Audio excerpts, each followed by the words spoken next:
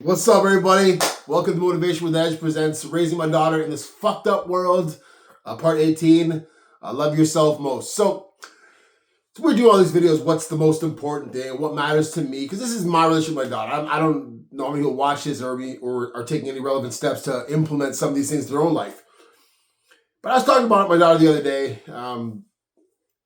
It's one of my soliloquies on our long drive home from karate. And she knows this about me. Like I'm not the most liked person. I actually have like 3 friends left, and I love myself. I'm the guy who would have a fucking foam finger on myself. #1 fan. I love me some me, and however that comes off to the world, and however it comes off through my perceived arrogance or cockiness or confidence, is irrelevant because I get to live the feeling of being my own biggest fan. Now, I just tell my daughter, if you love yourself more than anything, more than me, more than anybody, love yourself more than anybody, there is a number of things in your life that simply won't be a thing. Now, being conscious of it is different. I'm not going to tell my daughter right away, you got to understand, in tune with yourself and your consciousness and understand the subjectivity, blah, blah. We learn about that stuff. Through these videos, I try to teach you about that stuff because life is emotional. And if you can understand the emotions and enjoy them and not let them get in the way of the pragmatism of yourself, your self-love, then you're fucking winning. You enjoy the joys of feelings, but you don't let the downside of feelings fuck with your shit, right? So I tell my daughter, if you love yourself, you're not going to be insecure. You're not going to settle. You're not going to let your body go. You're not going to not put yourself in a favorable situation. You're not going to not defend yourself from others. You're not going to not speak your mind. You're not going to, and the list goes on and on and on. Some of the things I'm going to do videos about down the road to put more of a magnifying glass in them.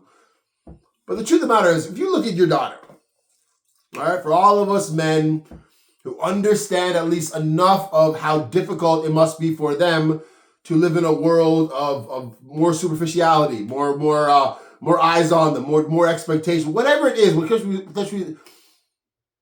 especially with things that are physical and basically out of your control, other than weight and how you take care of yourself.